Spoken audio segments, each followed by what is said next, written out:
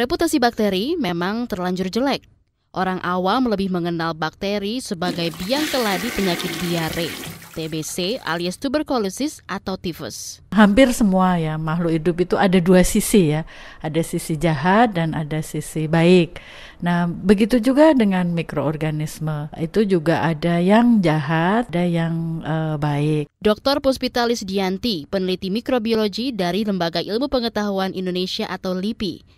Ayo kita berkenalan dengan bakteri baik dan berguna bagi manusia. Anda sedang mendengarkan Sains Sekitar Kita. Sains Sekitar Kita. Produksi KBR dan The Conversation Indonesia.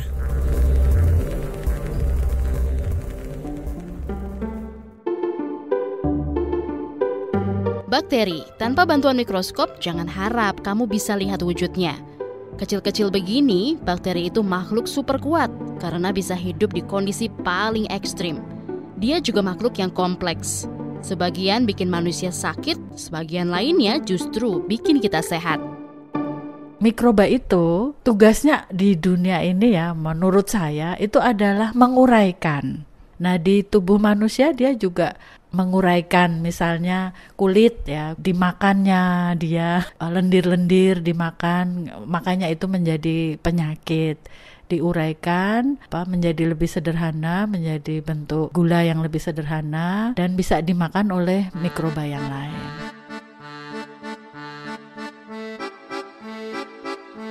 Bakteri kali pertama ditemukan 400 tahun lalu di masa kejayaan ilmu pengetahuan Belanda.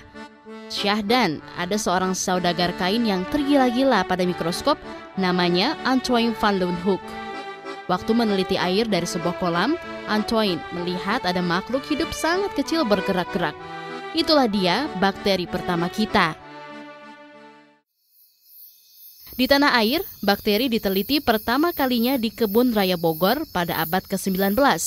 Saat itu, para peneliti Hindia Belanda mencari bakteri-bakteri penyebab penyakit tanaman. Nah, setelah itu Belanda pergi, kemudian LIPI lah baru memulai studi itu tahun 1970-an. Ada Dr. Susono Saono ya, pendiri ya kita gitu.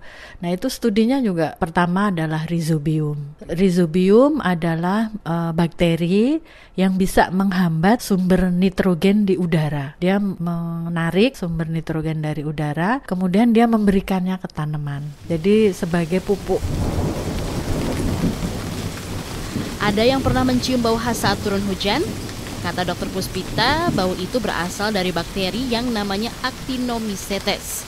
Nah, dalam 15 tahun terakhir, ilmuwan LIPI seperti Dr. Puspita bekerja keras mencari segunung manfaat bakteri ini buat umat manusia. Kemudian dari Actinomycetes itu ditemukan enzimnya.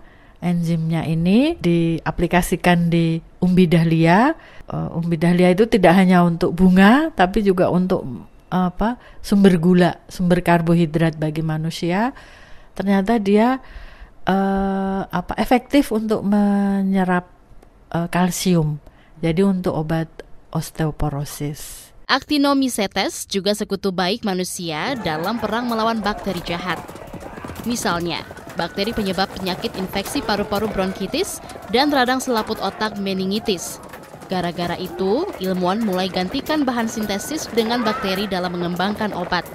Soalnya, sifat mereka yang beragam, kompleks, dan sangat stabil. Dari koleksi itu ya, 10.000 koleksi Actinomycetes, kita screening apakah dia menghasilkan antibiotik untuk membunuh mikroba patogen seperti Staphylococcus aureus yang menyebabkan infeksi pada tubuh manusia. Ada lagi bakteri sahabat bapak ibu petani dan industri makanan, namanya asam laktat dan asetat.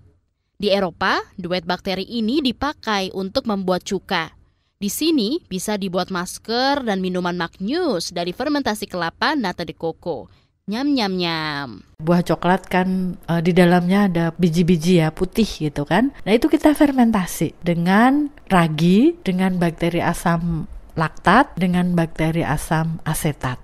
Kita fermentasi bijinya itu, nanti bijinya jadi biji coklat yang kualitasnya premium. Nah, selama ini petani coklat itu tidak menyangka bahwa bijinya itu bisa jadi makanan coklat kesukaan kita. Kerja Dr. Puspita nggak berhenti sampai di sana. Dia dan ilmuwan-ilmuwan lain sedang mendalami potensi manfaat bakteri yang berasal dari tubuh hewan. Dari sana bisa muncul vaksin dan obat berguna untuk melawan seabrek penyakit. Teman-teman dari biologi yang sering eksplorasi fauna dari alam liar itu kadang-kadang kan menemukan penyakit yang disebabkan oleh hewan. Nah, itu nanti juga bisa kita teliti penyakitnya itu apa dan apakah penyakitnya itu bisa menular kepada manusia. Nah, itu kita sedang membangun fasilitasnya supaya penelitinya aman dan penyakitnya itu tidak menyebar. Sains Sekitar Kita. Sains Sekitar Kita. Produksi KBR dan The Conversation Indonesia.